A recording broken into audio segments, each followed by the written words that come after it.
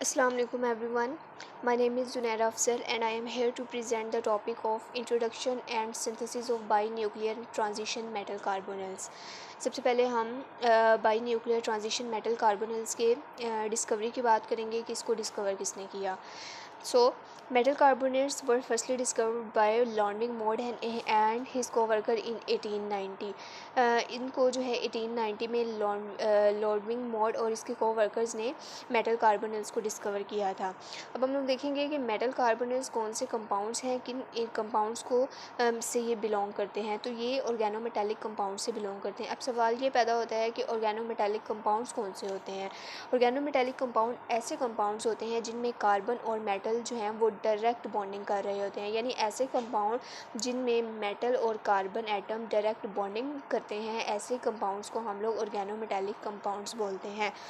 और इसमें क्या होता है कि मेटल और जो कार्बन की बॉन्डिंग होती है, इसमें जो कार्बन है उसकी नेचर का ऑर्गेनिक होना ज़रूरी है. वो कार्बन अल्काइल से ग्रुप से बिलोंग कर सकता है, एल्कीन से बिलोंग कर सकता है, या कोई भी एरोमेटिक कंपाउंड हो सकता है, लेकिन उसकी नेचर जो है वो ऑर्गेनिक होनी चाहिए. तो अगर वो ऑर्गेनिक कार्बन किसी भी मेटल के साथ डायरेक्ट बॉन्डिंग कर रहा है तो ऐसे कंपाउंड्स को हम लोग ऑर्गेनोमेटेलिक कंपाउंड्स कहते हैं. आगे हम लोग बात करते हैं मेटल कार्बोनल्स. मेटल कार्बोनल्स क्या होते हैं? Metal carbonyls are the coordination complex of transition metals with carbon monoxide ligands. यानी ये कॉम्प्लेक्सेस हैं ऑफ मेटल का ट्रांजिशन मेटल का विद कार्बन मोनोऑक्साइड, जिसमें जो कार्बन मोनोऑक्साइड है वो एज अ लिगेंड वर्क कर रहे होते हैं. आगे है metal carbonates are useful in organic syntheses. ये ऑर्गेनिक सेंसेस में हेल्पफुल हैं. इनको एज अ कैटलिस्ट यूज़ किया जा सकता है डिफरेंट रिएक्शन में. As a catalyst precursors use किया जा सकता है डिफरेंट होमोजीनियस कैटालिसिस में, जैसा कि हाइड्रोफॉर्मेलेशन और रीड केमिस्ट्री वगैरह में. बॉन्ड प्रोसेस में क्या हुआ था कि इन्होंने प्योर जो है निकल प्रोड्यूस की थी. कौन से कंपाउंड को यूज़ करते हुए, कौन से ऑर्गेनो मेटालिक कंपाउंड को यूज़ करते हुए? निकल टेट्रा कार्बोनल्स को यूज़ करते हुए इन्होंने प्योर निकल बनाई थी. इसी तरह ही ऑर्गेनोमेटेलिक केमिस्ट्री में यही होता है कि मेटल कार्बोनल्स को यूज़ करते हुए एज अ प्रिकर्सर हम लोग न्यू कॉम्प्लेक्सेस ऑर्गेनोमेटेलिक के क्रिएट कर सकते हैं. मेटल कार्बोनल्स जो होते हैं ये टॉक्सिक हैं बाय स्किन कांटेक्ट के लिए. इनहेलेशन और इंजेक्शन वगैरह में ये जो है वो इनको टॉक्सिक कंसीडर किया जाता है. नेक्स्ट है हमारे पास मेटल कार्बोनल्स की एक्सप्लेनेशन कि हम लोग इसको एक्सप्लेन किस तरह से कर सकते हैं. Metal carbonyls are coordination complex of transition metals with carbon monoxide ligand. ये कोऑर्डिनेशन कॉम्प्लेक्सेस हैं मेटल के और कार्बन मोनोऑक्साइड के, और ये ऑर्गेनिक सेंसेस में यूज़फुल हैं. कैटालिसिस के तौर पर इनको यूज़ किया जा सकता है ऑर्गेनोमेटेलिक केमिस्ट्री में. आगे हम लोग बात करते हैं मेटल कार्बोनल्स के स्ट्रक्चर की. तो मेटल जो कार्बोनल्स हैं उनको इनके स्ट्रक्चर के बेस पर 3 कैटेगरीज़ में उनको डिवाइड किया गया है. मोनोन्यूक्लियर सिस्टम आ जाते हैं first one, second one is binuclear system and third one is polynuclear system आ जाते हैं. मोनोन्यूक्लियर सिस्टम कौन से होते हैं? ऐसे system that contain only one metal atom, जिनके अंदर सिर्फ एक ही मेटल एटम प्रेजेंट होता है. एंड बाईन्यूक्लियर सिस्टम जिनके अंदर 2 मेटल एटम प्रेजेंट हो सकते हैं. या हम ये भी कह सकते हैं दैट मे और मे नॉट कंटेन ब्रिजिंग कार्बोनल्स, जिनके अंदर 2 तरह के कार्बोनल्स होते हैं, ब्रिजिंग कार्बोनल्स और टर्मिनल कार्बोनल्स. तो ऐसे कंपाउंड जिनके अंदर ब्रिजिंग कार्बोनल्स प्रेजेंट हो भी सकते हैं और नहीं भी हो सकते, ऐसे कंपाउंड को, ऐसे सिस्टम को हम लोग बाईन्यूक्लियर सिस्टम कह सकते हैं. पॉलीन्यूक्लियर सिस्टम ऐसे सिस्टम जिसमें 2 या 2 से ज़्यादा मेटल सेंटर के मेटल एटम प्रेजेंट हो सकते हैं. लेकिन यहाँ पर हम लोग जो हमारा जो मेन फोकस है वो बाईन्यूक्लियर सिस्टम पर है, तो यहाँ पर हम लोग बाईन्यूक्लियर सिस्टम को स्टडी करेंगे. नेक्स्ट है हमारे पास बाईन्यूक्लियर ट्रांजिशन मेटल्स की डेफिनेशन क्या होगी. Binuclear transition metal carbonyls consist of 2 metal atom per molecule, यानी per molecule 2 metal atom present होते हैं इनमें. और इसका जनरल फार्मूला को देखें अगर हम, तो M2COX होता है, और यहाँ पर X की जो वैल्यू है वो 8 to 10 हो सकती है. और इसमें क्या होता है, दे हैव 2 टाइप्स ऑफ कार्बोनल्स. इसमें जैसे मैंने पहले बताया कि इसमें 2 तरह के कार्बोनल्स प्रेजेंट हो सकते हैं, bridging carbonyls and second one is terminal carbonyls. Bridging carbonyls are the carbonyls that are attached to metal atom simultaneously. जो 2 मेटल एटम के साथ, जिसमें क्या होता है 2 मेटल एटम साइमल्टेनियसली अटैच्ड होती हैं. टर्मिनल कार्बोनल्स वो कार्बोनल्स होते हैं that are attached to one metal atom, जो एक ही मेटल एटम के साथ अटैच होती हैं. नेक्स्ट हम लोग देखते हैं कि बाई न्यूक्लियर मेटल कार्बोनल्स बनते किस तरह से, इनकी फॉर्मेशन कैसे होती है।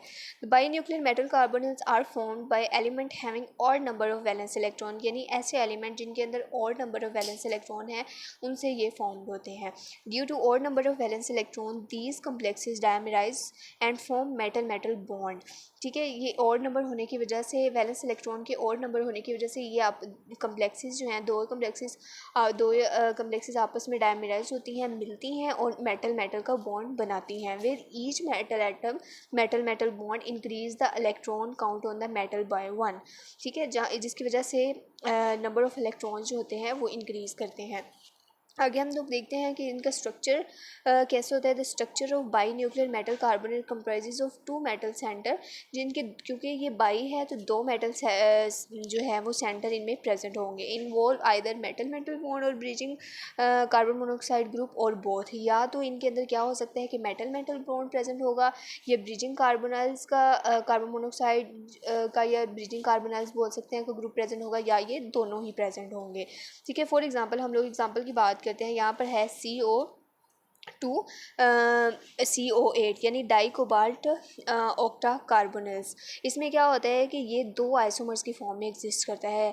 फर्स्ट वन जिसके अंदर D3D सिमेट्री होती है और इसके अंदर वन मेटल मेटल बॉन्ड होता है और ब्रिजिंग इसमें कार्बोनल्स प्रेजेंट नहीं होते। नेक्स्ट है सेकंड वन, ये किस फॉर्म में एग्जिस्ट करता है, ये C2V सिमेट्री रखता है सेकंड वन में, जिसके अंदर दो ब्रिजिंग कार्बोनाइल्स लिगेंड्स अटैच होते हैं और इसके साथ मेटल मेटल बॉन्ड भी प्रेजेंट होता है, यानी इसमें दोनों तरह के प्रेजेंट होते हैं।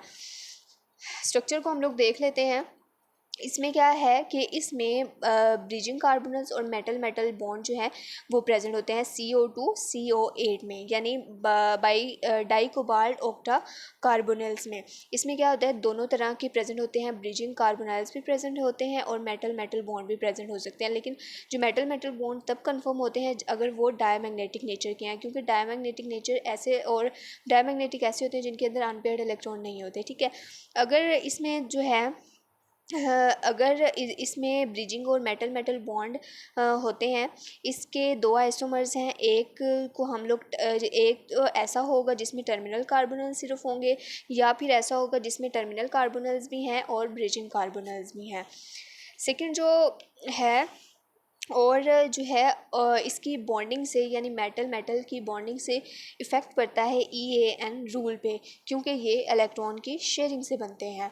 सेकंड है हमारे पास सेकंड जो एग्ज़ाम्पल है वो है हमारे पास Mn2CO10 यानी डाई मैगनीज डेका कार्बोनाइल्स। इसको क्या होता है, इसमें जो मैगनीज का में जो है ये सिग्मा बॉन्ड से अटैच होते हैं।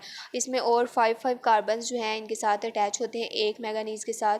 इसको देखने से इस तरह से लगता है कि ये एक जो स्ट्रक्चर है वो ऑक्टाहाइड्रल फॉर्म में अरेंज है या अटैच है।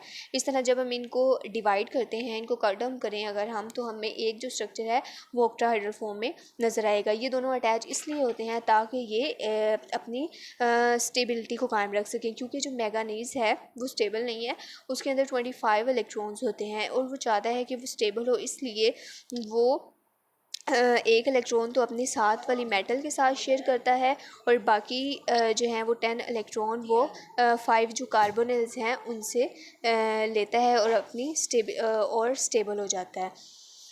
नेक्स्ट है हमारे पास synthesis of binuclear transition metal carbonyls. अगर हम लोग इसकी सिंथेसिस की बात करें तो बहुत से साइंटिस्ट आए जो सिंथेसिस को एक्सप्लेन करते हैं। मोनोन्यूक्लियर ट्रांजिशन मेटल कम्प्लेक्सेस की स्टेबिलिटी को एक्सप्लेन करते हैं, पॉली को एक्सप्लेन करते हैं। यहाँ पर हमारा जो मेन पर्पस है वो by nuclear transition metal carbonyls है, सो हम इसको देखेंगे। जो फर्स्ट प्रोसेस इसके अंदर आता है वो है फोटोलाइसिस एंड थर्मोलाइसिस। फोटोलाइसिस को हम लोग एक्सप्लेन करेंगे पहले। फोटोलाइसिस में क्या होता है कि फोटोलाइसिस या कंपोजिशन भी हम लोग इसको में कह सकते हैं। इसकी डेफिनेशन क्या होगी, it is a chemical reaction in which chemical compound is broken down by photon. इस मॉलिक्यूल की, इसमें क्या कहते हैं, मॉलिक्यूल की ब्रेक डाउन की जाती है फोटोन को यूज़ करते हुए। ठीक है, इसकी डिफाइन क्या होगी? It is defined as the interaction of one or more photon with one target molecule and any photon with sufficient energy can effect the chemical bond of the chemical compound. यानी उसके पास sufficient energy हो photon के पास और वो किसी भी केमिकल कंपाउंड के केमिकल बॉन्ड को की ब्रेक डाउन करवा सके। इसी तरह ये फोटोलाइसिस या थर्मोलाइसिस का प्रोसेस जब किसी भी मोनोन्यूक्लियर या पॉली में होता है, फॉर एग्जांपल मोनोन्यूक्लियर कार्बोनल्स हैं, उनके अंदर ये वाला प्रोसेस हो रहा है फोटोलाइसिस का या थर्मोलाइसिस का, तो उसमें क्या होता है कि ये प्रोड्यूस करते हैं डाई एंड पॉली मेटालिक कार्बोनल्स, जैसा कि डाई आयरन नोना कार्बोनल्स आ जाते हैं Fe2CO9। ठीक है, उसके बाद इनको फर्दर जब हम लोग रिएक्शंस करवाते हैं तो Fe2CO9 प्लस कार्बन मोनोऑक्साइड जो है फर्दर बनते हैं। थर्मोलाइसिस का नेक्स्ट प्रोसेस है। थर्मोलाइसिस क्या होता है? थर्मोलाइसिस या थर्मल डिकम्पोजिशन भी हम लोग इसको बोल सकते हैं। ये ऐसा केमिकल रिएक्शन है इसमें डिकम्पोजिशन किसकी वजह से काज होती है? डिकम्पोजिशन काज होती है बाय यूजिंग हीट को यूज़ करते हुए यहाँ पर मॉलिक्यूल्स की ब्रेक डाउन होती है, जैसा कि ओस्मियम डोडिका कार्बोनल्स OS3CO12 जो होते हैं, ये क्या करते हैं, जब इनको ये इनकी ब्रेक डाउन करवाई जाती है, थर्मोलाइसिस करवाई जाती है, तो ये nuclear osmium carbonyls cluster produce करते हैं, जैसा कि OS4CO13 OS6CO18 and up to OS8 and CO23। Next है हमारे पास formation of dinuclear ruthenium complex. ये किस तरह से बनते हैं? इसमें क्या होता है कि जब हम लोग रिएक्शन करवाते हैं RuH2COPPH33 यानी कार्बोनिल्स डाईहाइड्राइड ट्राइफिनाइल फॉस्फीन रुदीनियम 2, जब इनको हम लोग रिएक्ट करवाते हैं विद टेट्राफ्लोरोसक्सेनिक एसिड के साथ एट 100 डिग्री सेल्सियस पर, तो ये क्या बनाते हैं? ये dinuclear bis tetrafluorosuccinate bridge Ru2 complex form करते हैं और साथ में ये दो वाटर लिगेंड्स होते हैं। एक्सचेंज द जब हम लोग एक्सचेंज करवाते हैं the PPH3 in complex 2 with various diphosphine ligands के साथ, तो ये डिफरेंट तरह के और कम्प्लेक्स को फॉर्म करते हैं। फर्दर हम लोग रिएक्शन करवाएंगे, reaction of the latter with 1 phenyl ethanol at 130 degree Celsius पर और विद 2 प्रोपेनल ET3N यानी टेट्रा इथाइल अमाइन के साथ एट रूम टेम्परेचर पर, तो ये क्या बनाते हैं? Dinuclear dihydrido bridge Ru2 complex ये फॉर्म करते हैं। नेक्स्ट है हमारे पास साल्ट मिथेसिस।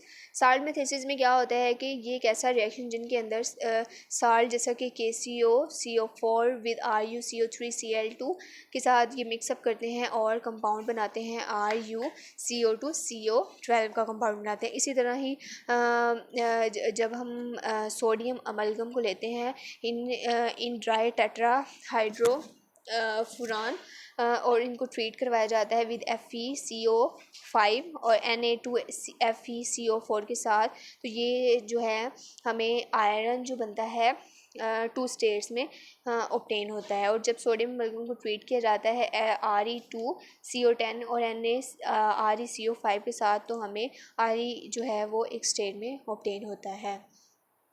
नेक्स्ट है, अगर हम डायरेक्ट सिंथेसिस करवाना चाहते हैं किसी भी मेटल कार्बोनल्स की, तो हम क्या करते हैं, कोई भी मेटल है उसको हम कार्बन मोनोऑक्साइड के साथ किसी भी सूटेबल टेम्परेचर या प्रेशर पर रिएक्ट करवाएंगे तो हमें अपनी डिज़ायर्ड प्रोडक्ट ऑब्टेन होगी। जैसा कि फर्स्ट एग्जांपल है Fe को जब रिएक्ट करवाया जाता है 5 कार्बन मोनोऑक्साइड के साथ एट 200 डिग्री सेल्सियस और 100 एटमॉस्फेरिक प्रेशर पे, तो ये क्या करते हैं FeCO5 बना देते हैं। और जब निकल को हम रिएक्ट करवाते हैं 4 कार्बन मोनोऑक्साइड के साथ at 100 degree Celsius 100 atmospheric pressure पर, तो ये निकल NiCO4 बना देते हैं। इसी तरह ही जब 2CO को 8CO के साथ 200 डिग्री सेल्सियस पर और 100 एटमॉस्फेरिक प्रेशर पर जब इसको ट्रीट किया जाता है, तो ये CO2CO8 बनाते हैं। इस तरह से ही हम लोग जो है मेटल कार्बोनल्स की या बाई न्यूक्लियर ट्रांजिशन मेटल कार्बोनल्स की डायरेक्ट सिंथेसिस करवा सकते हैं। And thank you so much. If you like the video, then please like it, share it, and subscribe my channel, and thank you so much again.